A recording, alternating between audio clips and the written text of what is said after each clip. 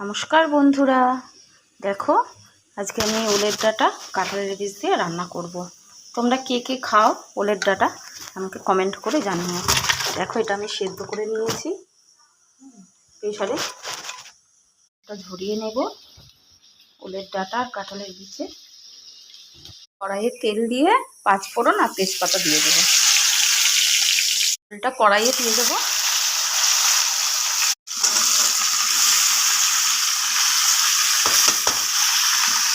আমি অল্পই দেব, কারণ সেদ্ধ করার সময় আমি নুন দিয়ে দিয়েছিলাম।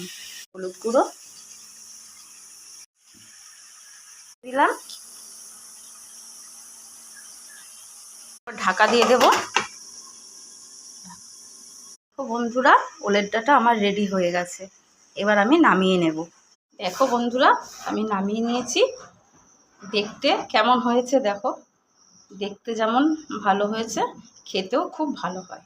তোমরা একবার ট্রাই করে দেখতে পারো। টাটা।